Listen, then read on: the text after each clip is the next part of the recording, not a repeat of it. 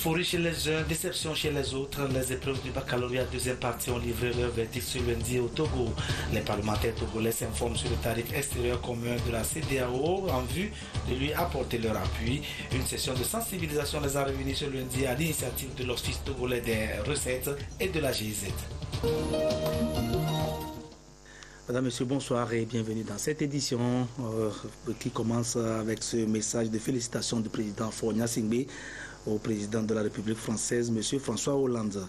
Monsieur le Président, la célébration de la fête nationale de votre beau pays m'offre l'occasion de vous adresser à vous-même et au peuple français mes vives et chaleureuses félicitations ainsi que celles du gouvernement et du peuple togolais au moment où le peuple français s'unit pour commémorer le souvenir de cette lutte héroïque pour la liberté. Il m'est particulièrement agréable de vous réitérer l'amitié profonde du peuple togolais et de renouveler mes vœux de paix et de prospérité continuelle pour le peuple français. Je saisis cette heureuse occasion pour me féliciter de la qualité des liens d'amitié et de coopération qui se sont noués au fil des décennies entre nos deux nations et forment le vif souhait qu'ils puissent se consolider chaque jour davantage pour mieux porter notre aspiration commune à la paix et à la solidarité dans le monde. Dans un monde de plus en plus marqué des défis multiformes, je salue votre engagement personnel et vous réitère mon entière disponibilité à intensifier nos actions concertées pour l'affermissement de la paix et de l'amitié entre les peuples. Je vous prie d'agréer, Monsieur le Président, les assurances de ma très haute considération. Signé Faure Esozimna Gnassingbé, président de la République togolaise. Un navire du groupe maritime Maersk portant le nom de notre capitale va être réceptionné le 21 juillet prochain au port autonome de Lomé, un événement dont la compagnie souhaite associer les autorités togolaises. Ce matin, une délégation du groupe est allée annoncer la nouvelle au Premier ministre à qui elle a remis une invitation à participer à la cérémonie. L'occasion pour les membres de la délégation d'adresser leurs félicitations à Selon Klassou pour sa nomination au poste de Premier ministre. Le directeur commercial de Maersk s'est exprimé au micro de Clarisse Atikle à l'issue de l'audience. Le groupe Maersk a rencontré le Premier ministre pour d'abord le féliciter pour sa nomination et pour lui lancer une invitation. Une invitation pour un événement que nous organisons le 21 juillet dans le cadre de la réception à Lomé pour la première fois d'un navire qui va porter le nom de la capitale du Togo. Ce navire s'appellera Maersk Lomé. Et si les dirigeants du groupe Maersk ont pris cette décision, c'est une reconnaissance des efforts importants que le Togo fait en matière d'amélioration du climat des affaires. Et les dirigeants du Togo ont bien compris que l'ossature du commerce international demeure le transport maritime. Et en témoigne l'organisation prochainement à Lomé aussi d'une grande conférence sur la sécurité maritime. Donc les efforts importants consentis par le Togo pour que le commerce maritime puisse prospérer doivent être célébrés. Et pour ce faire, nous avons décidé donc de baptiser un de nos navires du nom de Maersk Lomé. Ce navire voyagera à travers les mers du monde et portera fièrement le nom de notre capitale. Le président de l'Assemblée nationale informe les honorables députés que les 4e et 5e séances plénières de la première session extraordinaire de l'année auront lieu respectivement les mardis 14 et mercredi 15 juillet 2015 à 9h au Palais des Congrès, siège de l'Assemblée nationale. C'est un communiqué signé de la deuxième vice-présidente de l'Assemblée nationale, Mme Bemounatou Ibrahima. Le tarif extérieur commun, nous en reparlerons tout à l'heure. Le temps de passer à cet autre sujet. Les acteurs impliqués dans la réalisation de la cartographie, topographie de la zone CEDEAO sont à Lomé pour s'approprier les stratégies de l'infrastructure géospatiale en vue de la reconversion des données topographiques analogiques en numérique. Ceci devra permettre à notre sous-région de se mettre à l'abri des menaces sécuritaires qui planent sur le monde entier. Il serait également procédé à une harmonisation des dites données afin d'en faire profiter les politiques de développement des pays concernés. Précision, Gérard Laboudou, Esther Laclé.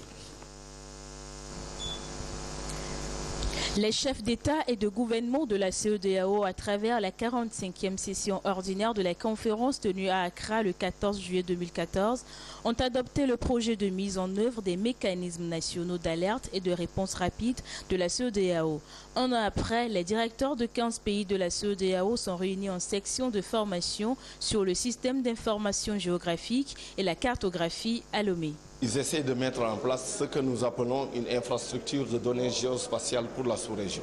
Dans nombre de nos pays, les cartes qui sont disponibles de base sont des cartes qui datent de l'époque coloniale. On n'a pas fait, dans beaucoup de pays de la CEDEAO, de grands pas par rapport donc à la production cartographique. Et aujourd'hui, la CEDEAO veut maintenant appuyer les États membres pour essayer donc de régler ce problème.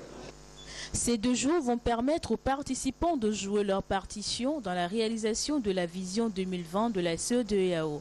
Le Togo, cité en exemple, a largement dépassé les attentes de la dite vision. Le Togo a déjà atteint la vision 2020 de la CEDEAO du moment où le Togo a remplacé carrément la vieille couverture cartographique datant des années d'indépendance par une nouvelle cartographie qui répond même aux critères édictés par l'OACT, l'Organisation de la cartographie et la télédétection en Afrique. C'est-à-dire couvrir tout le territoire national d'une base de données cartographique à l'échelle du 50 millième. Le Togo a fait ça et vraiment ça répond à tout ce qu'on attend des pays de la communauté. La CEDEAO a plusieurs avantages à tirer de cette rencontre. Entre autres, la mise en place des cartes numériques des États membres qui seront d'excellents instruments de planification régionale pour la sécurité alimentaire et le règlement des conflits, sans oublier d'autres projets de la sous-région ouest africaine. Les portes de l'université se sont ouvertes ce lundi à plusieurs milliers de jeunes lycéens et a affronté récemment les épreuves de baccalauréat deuxième partie. Sur les 65 520 candidats ayant composé, 17 861 ont décroché le diplôme du premier coup et près de 14 500 vont devoir passer au rattrapage, les orales comme on les appelle. Antoinette Roman-Vovo s'est mêlée à la foule de candidats qui, le cœur battant, suivaient ce matin la proclamation des résultats au lycée de Tokoin. Ambiance.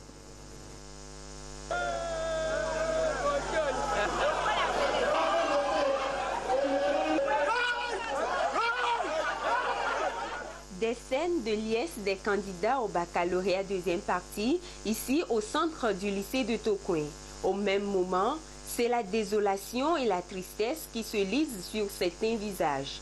Tout comme d'autres d'ailleurs, Sem Dossou, élève au lycée scientifique série C, a obtenu son bac 2 à 16 ans avec mention très bien. Avec la mention très bien, je peux avoir une bourse pour aller dans un autre pays. Je compte être un ingénieur. C'est une grande joie pour moi de réussir cette année l'examen du baccalauréat deuxième partie. Ceux qui n'ont pas eu la chance de l'avoir se donnent l'espoir de réussir l'année prochaine. C'est que j'étais stressé et aussi à cause parce que notre mère n'était pas chez nous, donc c'est moi qui préparais des tests. Je n'arrivais pas à bien me concentrer, à grâce à Dieu, ça y est. Pour les enseignants, l'examen du baccalauréat de cette année a été plus que satisfaisant. Le bac s'est déroulé dans très bonnes conditions dans la période prévue entre 17 et 22 juin. Sinon, les conditions étaient bonnes, les candidats étaient disciplinés, les collègues, mon équipe était bien mobilisée, bien dévouée. Et j'aimerais remercier mon équipe et également les enseignants qui se sont donnés durant l'année académique pour préparer leurs candidats. Toutes séries confondues, sur les 66 040 inscrits, 65 520 ont répondu présent avec un taux de réussite de 49,106% contre 42,01 en 2014. Les épreuves orales ont eu lieu ce même jour et jouent un rôle important dans la mesure où elles peuvent confirmer les résultats obtenus ou créer une baisse en cas d'échec élevé. Certains se nourrissent encore d'espoir en recherchant leur nom sur les listes affichées. L'euphorie du succès au bac 2 passé, l'heure du choix de la filière qui pourra augmenter les chances d'accès à un emploi qualifié va bientôt sonner et très vite. Nombreux sont ces nouveaux bacheliers qui vont opter pour la formation professionnelle. Et là, il va falloir faire preuve de réalisme car d'après les spécialistes de l'emploi des jeunes, toutes les formations professionnelles ne garantissent pas forcément l'accès direct à un emploi. Alors, quelle option pour quelle formation et dans quelle structure de formation? Rachel Aoukou a tendu le micro à une jeune entrepreneur de la place qui s'intéresse à la question. Voici son reportage. L'adéquation emploi-formation constitue un élément clé de l'insertion professionnelle des jeunes. Orienter la formation professionnelle est donc une étape très capitale à ne pas négliger, ce qui n'est pas toujours le cas aujourd'hui. Plusieurs jeunes, à la fin de leurs études, n'arrivent pas à se positionner sur le marché de l'emploi. La question aujourd'hui est de savoir dans quelle filière faut-il s'engager et quels sont les secteurs porteurs aujourd'hui. Le bâtiment et les travaux publics, c'est un secteur qui est en pleine croissance. Aujourd'hui, on a la grande politique des grands travaux et il faut considérer que ce n'est pas un épiphénomène, c'est quelque chose qui va durer dans le temps, qui va se consolider et s'amplifier. On aura davantage de routes, on aura davantage d'infrastructures et donc c'est important, c'est un secteur qui est porteur, on a besoin de la ressource humaine. Quand je prends le secteur des transports, on voit aujourd'hui l'extension de notre aéroport. Forcément, quand ce sera achevé, il y aura tellement de services autour de notre aéroport qu'on aura besoin de la ressource humaine. Nous avons le port qui est aussi un secteur qui a besoin de ressources humaines. Nous avons l'agriculture, nous avons dans la zone portuaire nos industries qui ont besoin d'hommes. Études à plein temps ou à temps partiel, à la faculté ou dans une école, études généralistes, technologiques ou encore formation spécialisée. L'offre de formation est diversifiée, mais il faut savoir faire le bon choix. Il faut que le jeune s'asseye et de façon objective définisse ses prédispositions et ses capacités à faire telle ou telle autre spécialité.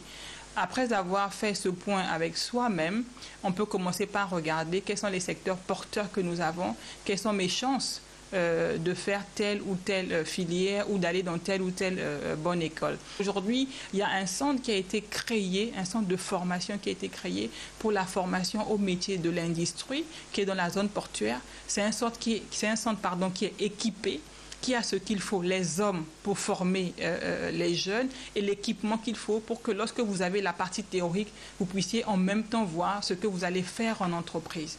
Et donc ça, c'est déjà une opportunité. Les parents doivent davantage écouter les enfants, aider les enfants à exploiter leurs talents. Parce que des fois, nous, en tant que parents, on a envie que l'enfant fasse ce qu'on aurait aimé faire il y a 20 ans, 25 ans. Non, il faut encadrer l'enfant, il faut écouter l'enfant et l'aider à exploiter les talents qu'il a. Il revient aux nouveaux bacheliers de bien s'informer et bien réfléchir avant d'opter pour une quelconque filière. Quant à l'offre de formation, elle doit être revue dans sa diversité, son accessibilité et sa flexibilité pour que les jeunes réussissent leur parcours brillamment avec à terme une qualification qui leur ouvre facilement les portes de la vie professionnelle. Et pour les jeunes qui choisissent de se lancer très tôt dans l'entrepreneuriat privé, l'État a prévu des structures d'encadrement et d'accompagnement. Le Fonds d'appui aux initiatives économiques des jeunes FAEJ est de ces structures. Comme elle le fait depuis sa création, cette institution vient encore d'apporter sa caution à une vingtaine de jeunes porteurs de projets d'entreprise pour l'obtention de crédits auprès d'une banque de la place. Il s'agit de Aura Bank qui s'est engagée à appuyer ces jeunes dans la réalisation de leur talent d'entrepreneur à travers l'octroi de crédits dont les contrats ont été signés cet après-midi au siège de la banque à Lomé en présence de la ministre en charge du développement à la base de la jeunesse et de l'emploi des jeunes. Compte rendu d'Odoaré, Charlotte Moussime. Le Fonds d'appui aux initiatives économiques des jeunes FAEJ à travers le crédit Jeunes Entrepreneurs et grâce aux partenaires financiers met des moyens économiques à la disposition des jeunes entrepreneurs. Aujourd'hui, 21 jeunes promoteurs de micro et petites entreprises bénéficient des services financiers d'Aura Bank pour un volume de crédit de plus de 33 millions de francs CFA. Ce que vous allez apporter apporte de la richesse à l'ensemble du pays, crée de l'emploi. Pour vous, pour vos proches et pour l'ensemble de la population. Et puis c'est gagnant pour nous parce que c'est en aidant à développer ces entreprises que nous-mêmes nous allons pouvoir faire de bonnes affaires. Depuis 3 ans qu'il a été mis en place, le FAYEJ a appuyé plus de milliers de jeunes. Et du montage du projet jusqu'au remboursement, en passant par l'octroi du crédit, c'est tout un processus bien ficelé. C'est des plans d'affaires qui ont été évalués par nos soins, mais aussi par le soin de la banque, avant de pouvoir donc maintenant passer à la mise en place du crédit. Et ce n'est pas fini. Le dispositif FAYEJ fait un accompagnement. Il est très important d'accompagner ces jeunes-là pour la réussite de leur projet et la création d'emplois à la clé. Aujourd'hui, nous avons eu les moyens, grâce au FAYEJ et grâce à Orabank, avec l'appui du gouvernement togolais, mais il faut maintenant mobiliser la population togolaise et qu'ils aient ou qu'elles aient enfin la valeur pour tout ce qui est produit localement. Et ainsi, oui, nous aurons une jeunesse qui va entreprendre et qui va gagner le pari. La ministre en charge du développement à la base de l'artisanat, de la jeunesse et de l'emploi des jeunes a exhorté les bénéficiaires à la rigueur et au sérieux afin d'assurer la pérennité du projet et inspirer davantage confiance aux financiers. À travers votre réussite, on peut accompagner d'autres jeunes. Mais si vous ne respectez pas votre engagement, c'est-à-dire que quand vous n'êtes pas discipliné, vous n'êtes pas rigoureux, je vous assure que même les 200 que nous comptons faire avec Orabank, nous n'allons pas les faire. Donc vous êtes des pionniers avec Orabank et j'espère que vous allez démontrer qu'on a eu raison de croire en vous. Le crédit jeune entrepreneur est aménagé à un taux de 4,5% remboursable dans 36 mois. Le tarif extérieur commun de la CEDEAO exposé et expliqué à des parlementaires togolais. Cet outil d'intégration sous-régionale en vigueur en Afrique de l'Ouest depuis le 1er janvier de cette année fait l'objet d'une campagne d'information organisée par l'Office togolais des recettes en partenariat avec la GIZ. Il s'agit d'en expliquer les divers aspects et avantages aux acteurs de la vie socio-économique du Togo. Reportage Emmanuel Adjaklo, Prudence Zinsou. 6 mois après l'entrée en vigueur du tarif extérieur commun TEC-CEDEAO, la communication se renforce davantage sur le terrain en vue d'une meilleure appréhension de son contenu. Les acteurs de la chaîne économique du Togo sont sensibilisés et associés à ce processus d'intégration économique. Les parlementaires togolais sont aussi pris en compte dans cette politique d'information à cette rencontre organisée par l'Office togolais des recettes et ses partenaires, notamment la GIZ. L'application correcte du TEC-CEDEAO est gage d'une bonne mobilisation des recettes et constitue un élément de conformité à la réglementation communautaire. Nous avions déjà, au niveau de l'Office togolais des recettes, démarré avec les commissionnaires en douane agréés, nos partenaires de premier plan, et de même qu'avec nos agents, les agents de l'Office togolais des recettes du commissariat des douanes, ceux-là qui sont chargés de contrôler la mise en œuvre du TEC UMOA. Dans notre agenda, conformément aux recommandations de la CEDEAO, il est question qu'à cette étape supérieure, les honorables députés à l'Assemblée nationale puissent être formés et sensibilisés également sur le TEC-CEDEAO pour pouvoir servir de relais entre l'Office togolais des recettes et puis toute la population togolaise. L'innovation majeure du TEC-CEDEAO concerne l'harmonisation et la facilitation des procédures de dédouanement aux portes des 15 États membres de la CEDEAO. Sa mise en œuvre amorce également le chantier de l'union douanière. D'autres acteurs de la vie économique du pays, notamment les médias, le secteur privé et les organisations de la société civile, vont se prêter au même exercice pour une meilleure vulgarisation du TEC-CEDEAO. Le tarif extérieur commun TEC-CEDEAO, comme il se prénomme, est l'un des paliers vers le développement et l'intégration sous-régionale. C'est un instrument qui permet d'harmoniser les procédures douanières dans l'espace communautaire et de consolider la libre circulation des biens entre les États. La facilitation des procédures douanières aux frontières des États membres est aussi prise en compte dans cet outil. Explication, Prudence Zinsou. Pour être en phase avec le principe des accords de partenariat économique, la CEDEAO se devait d'harmoniser les politiques douanières en vogue sur son espace. ce qui s'est traduit par la mise en place du tarif extérieur commun TEC-CEDEAO, un nouvel outil d'intégration économique qui permet d'appliquer les mêmes droits et taxes aux marchandises entrant dans l'espace communautaire. Disposition assortie de multiples avantages au profit des 15 États membres de la CEDEAO, dont le Togo. Désormais, il n'y aura pas la possibilité d'observer des détournements de trafic d'un pays à l'autre, puisque rigoureusement, les États membres vont appliquer les mêmes droits de porte vis-à-vis des marchandises étrangères. Donc cela participe à l'intégration, puisque entre eux, les États membres de la CEDEAO, donc qui ont adopté le TEC, ont supprimé les droits de douane sur les marchandises d'origine communautaire et érigent les mêmes taxes et droits sur les marchandises étrangères. Ça donne aussi lieu à des naissances des économies d'échelle et ça leur favorise la complémentarité industrielle, économique et commerciale. Le TEC-CEDEAO vient ainsi corriger les insuffisances de celui de l'UEMOA. Deux importantes innovations y figurent, notamment la création de la 5e bande tarifaire avec un taux de 35% applicable sur des produits spécifiques dans l'espace. Le TEC UEMOA était fondé sur la version 2007 qui a connu des amendements et on a obtenu la version 2012 duquel maintenant est issu le tarif extérieur commun de la CEDEAO. Dans le tarif de l'UEMOA, on a 4 bandes.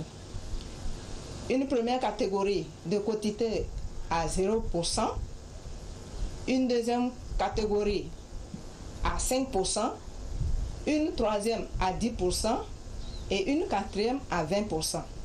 Et la grande innovation, la deuxième grande innovation du tarif extérieur commun de la CEDEAO, c'est la 5e bande qui est à 35% et qui concerne 130 marchandises. Depuis son entrée en vigueur le 1er janvier 2015, des avancées ont été enregistrées quant à sa mise en œuvre, mais il y a également des difficultés constatées au niveau de la chaîne des acteurs. Les opérateurs économiques, eux, ils cherchent leur gain. Donc, il y a quand même une certaine réticence en ce qui concerne cette 5e bande et que les gens cherchent un peu à le contourner, mais nous croyons quand même qu'avec le temps, les gens vont s'aligner sur cette 5e bande qui, en fait, s'applique aux marchandises et dont le secteur doit être protégé au niveau du Togo. Tous les États sont tenus d'appliquer les engagements auxquels ils ont souscrit pour le compte de l'intégration économique. D'où l'importance des sensibilisations pour susciter l'adhésion de tous les acteurs économiques au processus en vue d'en assurer la réussite. Discrimination, agression, voire même assassinat en Tanzanie, les albinos sont les citoyens qui ont la plus courte durée de vie du pays, du fait d'une coutume des temps anciens qui veut que les organes des albinos servent à des cérémonies rituelles. Ceux-ci subissent toutes sortes de violences dès leur naissance, au point qu'à un âge relativement élevé, ils sont obligés de vivre cachés. Stigmatisation, une réalité que vivent les albinos en Tanzanie. Chaque année, les attaques et les meurtres des personnes atteintes d'albinisme augmentent. Dans le monde, une personne sur 20 000 est atteinte de cette particularité génétique. En Tanzanie, selon les autorités locales, c'est une personne sur 1400 qui est atteinte. Stigmatisés par la société, les albinos en Tanzanie vivent chaque jour dans la crainte de perdre leur vie. 2 hommes marchaient vers moi et soudain, j'ai reçu un coup à la tête. Je ne sentais plus mon bras gauche quand j'ai repris connaissance. Quelqu'un a couru vers moi et là, mon bras avait été mutilé. Pourtant, l'albinisme est une maladie génétique due à une anomalie chromosomique. La mélanine, pigment biologique responsable de la couleur noire de la peau, des yeux et des cheveux, peut parfois être quasiment absente chez les albinos s'il s'agit d'un cas d'albinisme total, comme ici en Tanzanie. Même si le regard de la science sur les albinos est universel, celui de la société diffère selon les régions du monde. En Tanzanie, ils vivent sous le joug de la stigmatisation, de la violence et sont parfois pourchassés pour des pratiques occultes. Lorsque vous leur parlez, ils ont du mal à vous regarder droit dans les yeux. Tout simplement parce que la société a fait croire à ces gens qu'ils sont inférieurs. C'est comme s'ils ne font pas partie de la communauté. Ils sont rongés par la stigmatisation. D'ailleurs, les parents rencontrent des difficultés pour inscrire les enfants atteints d'albinisme à l'école. Selon l'association des albinos de Tanzanie à Mwanza, il y a entre 180 000 et 250 000 albinos dans le pays. À cause de la stigmatisation, la plupart des albinos vivent reclus.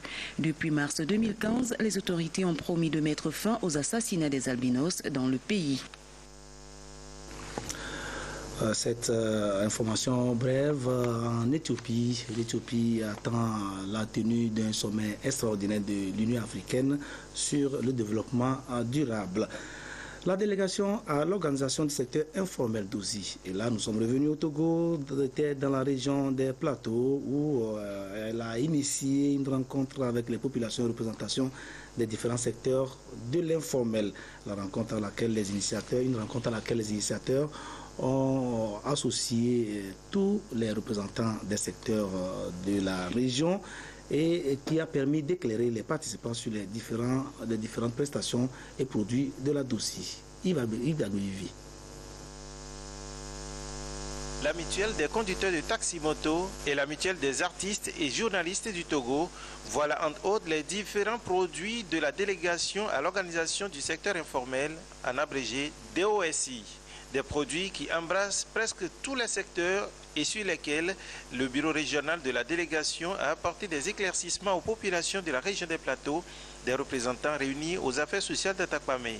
Les discussions ont saisi les participants et la rencontre, selon les organisateurs, vise à rassurer les populations des mois après le lancement officiel de la DOSI dans les Plateaux. Ce n'est pas des mutuelles lancées en l'air. Il y a une suite et ce n'est qu'un processus. Nous sommes actuellement en phase de discussion pour avoir un accord avec l'INAM sur le produit à offrir à chaque mutuelle. Selon le programme stratégique établi, d'ici septembre, nous ouvrirons les adhésions. On nous a parlé de dossiers. C'est une institution que je méconnais, mais aujourd'hui, j'ai appris beaucoup de choses qui m'ont intéressé. Nous, les journalistes d'Atakwame, on va accueillir cette initiative et remercier le chef de l'État et d'OSI. Environ 600 personnes, selon les organisateurs, ont pris part à cette rencontre. S'en suivra un lancement officiel qui donnera le ton aux adhésions dans les différents mutuelles. Le Togo à la reconquête de ses forêts classées. La crise sociopolitique des années 90 avait porté un coup dur aux réserves et forêts classées sur l'ensemble du territoire national. Et les riverains en avaient profité pour occuper de vastes espaces. Aujourd'hui, il est donc question de restaurer ces forêts. Avec l'aide des partenaires dont la Banque mondiale, de nombreux projets ont ainsi été mis en œuvre. C'est le cas à Lassa, Oudé, dans la Kosa et à Sioux, vaste canton de la préfecture de Doufelgou, où ce sont des forêts sacrées qui vont revenir à la vie. Et cette fois-ci, grâce à une initiative des populations locales. Restauration et protection des forêts sacrées de Sioux, c'est le nom du projet qui vient d'être lancé dans la région et qui est destiné à reboiser 8 hectares de forêt. Voyons le double reportage de Nestor Mouzo. Les monts Kabiais ont perdu la densité de leur végétation. Le phénomène s'accentue d'année en année et touche aussi les forêts sacrées. Face à cette dégradation croissante des ressources végétales, l'ONG Initiative Action et Développement Village IADV Togo a conçu un sous-projet intitulé « Appui aux communautés locales pour la conservation et la gestion durable des ressources forestières des monts Kabiais ». Sa mise en œuvre a commencé à partir de cette rencontre à Lassa Oudé. Le projet va consister à reboiser les flancs des montagnes du pays Kabiais, des cantons de Lama, Tchichao, Bou et Soumdina, y compris Lassa. Dans ce projet, il est prévu également l'élevage. Et nous pensons élever les gibiers, notamment les holacotes. Cette même rencontre a servi aussi de lancement à un autre sous-projet toujours piloté par l'ONG IADV. Lui, il est libellé Appui aux communautés des villages de Lassa et Soumdina pour la réhabilitation des cultures en terrasse et des forêts sacrées en pays Kabyais. Ces deux sous-projets s'intègrent dans le PGICT, projet de gestion intégrée des catastrophes et des terres, dont le principal bailleur de fonds est la Banque mondiale. Le représentant du pouvoir central dans la COSA, Badibaou Bakali, a appelé les acteurs de ces sous-projets à s'investir pour les faire aboutir afin de contribuer à la préservation de l'écosystème. Cette année particulièrement, les pluies se font rares dans la partie septentrionale du pays. C'est l'illustration des changements climatiques dont on parle régulièrement ces dernières années. Changements dont la cause profonde est la dégradation de l'environnement.